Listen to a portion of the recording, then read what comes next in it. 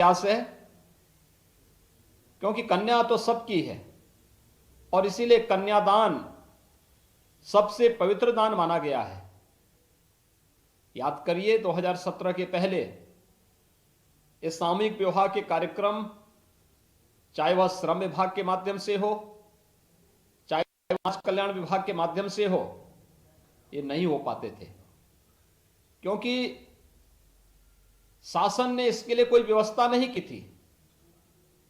लेकिन अब जिसने गरीब की पीड़ा को देखा है, झेला है, नजदीक से महसूस किया है, वही उनके सुख दुख में सहभागी भी हो पाएगा।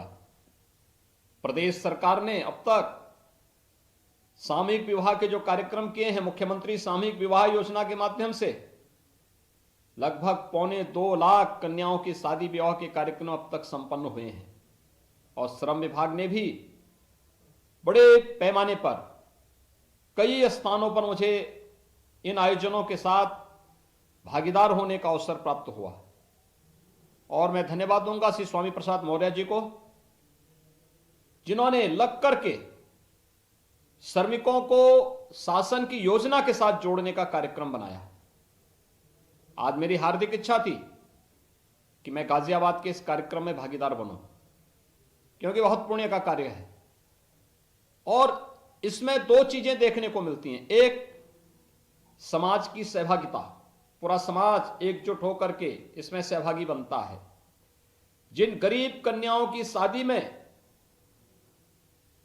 उनके अपने नातेदार रिश्तेदार भी आने से कतराते थे कि कहीं कोई कर्ज ना मांग ले, आज उसी शादी का निमंत्रण देने के लिए हमारे मंत्री निकलते हैं, माननीय सांसद, माननीय विधायकगण जाते हैं। निमंत्रण पत्र बांटने की व्यवस्था में मंडलायुक्त और जिलाधिकारीगण जाते सहभागी बनते हैं, पुलिस के वरिष्ठ अधिकारीगण सहभागी बनते हैं, श्रम विभाग के वरिष्ठ अधिकारीगण सहभागी बनते हैं। और फिर सभी लोगों के सामूहिक प्रयास से जब ये विवाह के कार्यक्रम संपन्न होते हैं तो सचमुच इस बात का एहसास कराते हैं कि देश के अंदर स्वाधीनता का लाभ सही मायने में समाज के अंतिम पायदान पर बैठे हुए व्यक्ति को प्राप्त हो रहा है। दूसरा, इसमें सबकी सामूहिक सहभागिता से सामाजिक समता का भी एक बहुत बड़ा उदाहरण प्रस्तुत होता है। जो भारतीय भावना थी कि गांव की बेटी सबकी बेटी, उस गांव की बेटी को सभी लोग एक साथ कन्यादान के माध्यम से उसका सम्मान भी करते हैं और आने वाले अतिथियों का सत्कार भी करते हैं। आज का एक कार्यक्रम, सामूहिक विवाह का एक कार्यक्रम, इसमें एक साथ 2306 जोड़े वैवाहिक बंधन से जुड़ रहे हैं। और दूसरा, जो हमारी सामाजिक व्यवस्था की कुछ कमियां थी, कुछ जगह बाल विवाह हो जाते थे, कुछ जगह कन्याओं की शादी इसलिए नहीं हो पाती थी क्योंकि दहेज लोभी अपनी डिमांड को बढ़ाते थे। लेकिन सामूहिक विवाह कार्यक्रम में न कोई दहेज की डिमांड कर सकता है और न ही किसी भी प्रकार की अन्य लेन देन की कोई समस्या कहीं सामने आती है। यानी बाल विवाह भी नहीं हो सकता, साथ साथ दहेज की मांग भी कोई नहीं कर सकता। तो स्वाभाविक रूप से हम सामाजिक कुरीति पर भी प्रहार कर रहे हैं, समाज की सहभागिता के माध्यम से इस कार्यक्रम को आगे बढ़ाने का कार्य कर रहे हैं। और आज यह एक अनुकरणीय उदाहरण फिर से गाजियाबाद में श्रम विभाग के द्वारा प्रस्तुत किया जा रहा है। मैं श्रम विभाग को इस बात के लिए हृदय से बधाई देता हूं, हृदय से धन्यवाद देता हूं। जिला प्रशासन, श्रम विभाग, सभी लोग मिलकर के जनप्रतिनिधियों के सानिध्य में इस कार्यक्रम का आयोजन कर रहे हैं। सभी गाजियाबाद के माननीय जनप्रतिनिधियों का हृदय से मैं अभिनंदन भी करता हूं। श्रम विभाग ने पिछले 4.5 वर्ष के अंदर अनेक अन्य उपलब्धियां हासिल की हैं।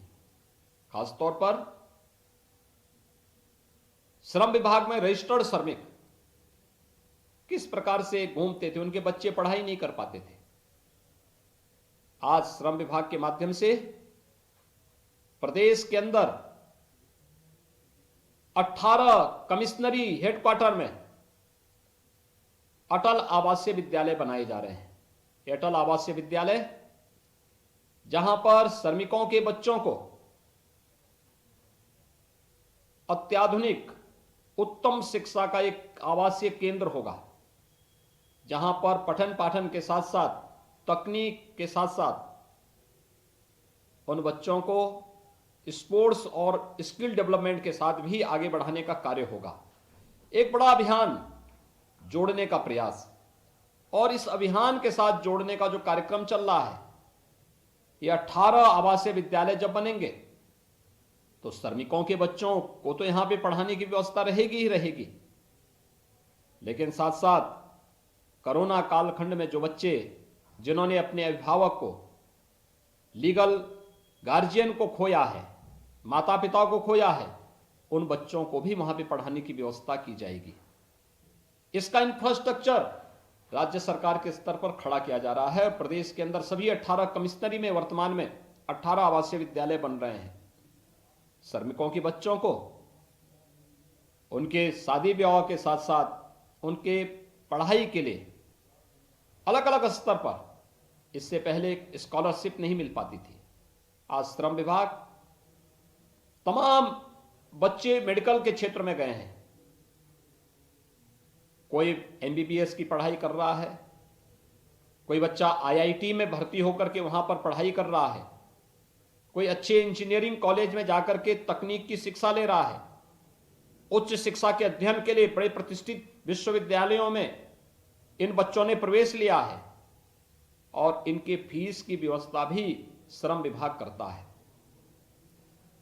अन्य स्किल डेवलपमेंट के क्षेत्र में भी अनेक कार्यक्रम चल रहे हैं। श्रमिकों के परिवार के बच्चों के लिए अनेक कार्यक्रम संचालित किए जा रहे हैं, और यही नहीं, राज्य सरकार ने एक व्यवस्था की है, केंद्र सरकार ने व्यवस्था की है कि श्रमिक कोई भी हो, वह निवासी हो, प्रवासी हो, हर एक श्रमिक के लिए एक व्यवस्था बनाई गई है कि उस श्रमिक को सरकार या श्रम विभाग, जो श्रम विभाग में रजिस्टर्ड होंगे श्रम विभाग के माध्यम से, और जो रजिस्टर्ड नहीं होंगे उन्हें राज्य सरकार के माध्यम से सामाजिक सुरक्षा की गारंटी की व्यवस्था, 5 लाख रुपए की हर वर्ष स्वास्थ्य बीमा का कवर उन्हें प्रदान करने की व्यवस्था। केंद्र और प्रदेश सरकार तो दे ही रही है, श्रम विभाग भी अपने रजिस्टर्ड श्रमिकों की सुविधा उपलब्ध करवाने का कार्य कर रही है। नेशनल पोर्टेबिलिटी के माध्यम से भी आज हमारा श्रमिक कहीं भी होगा, वह गाजियाबाद में हो, अगर वह गाजीपुर का है और गाजियाबाद में काम कर रहा है, वो अपने राशन कार्ड से अपना खाद्यान्न गाजियाबाद में भी ले सकता है, कोई रोक टोक नहीं। अगर गाजियाबाद का श्रमिक चेन्नई या मुंबई में है तो वह गाजियाबाद में बने हुए राशन कार्ड से चेन्नई और मुंबई में भी राशन की सुविधा प्राप्त कर सकता है। यह नेशनल पोर्टेबिलिटी की सुविधा प्रधानमंत्री मोदी जी ने दी है, और कहीं किसी के साथ कोई भेदभाव नहीं। ये तमाम प्रकार की योजनाएं आज जो लागू की जा रही हैं, ये श्रमिकों के उत्थान के साथ साथ वर्तमान में हम सब जान रहे हैं, कोरोना महामारी के दंश से पूरी दुनिया पस्त है, लेकिन हम आभारी हैं प्रधानमंत्री मोदी जी के, जिन्होंने कोरोना कालखंड में जीवन और जीविका को बचाने का कार्य किया। याद करिए, पहले जनता कर्फ्यू पूरे देश की एकता का प्रतीक बना था। इसके बाद प्रधानमंत्री मोदी जी ने कैसे एक एक कदम उठाए, लॉकडाउन के माध्यम से हर एक किसी भी नागरिक को समस्या न हो। प्रधानमंत्री अन्न योजना, जनधन अकाउंट धारी हर एक खातेदार के खाते में स्पेशल पैसे की व्यवस्था करना, वृद्धावस्था पेंशन, दिव्यांगजन पेंशन, निराश्रित महिलाओं के खाते में अतिरिक्त धनराशि उपलब्ध करवाना, किसान सम्मान निधि प्राप्त करने वाले किसानों को भी अतिरिक्त धनराशि देना। राज्य सरकार ने हर श्रमिक को कोरोना कालखंड में जब भी लॉकडाउन लगा या जब भी आंशिक कोरोना कर्फ्यू लगाया गया, उस दौरान उन्हें भरण पोषण की भत्ता की व्यवस्था और फ्री में राशन की व्यवस्था भी कराई।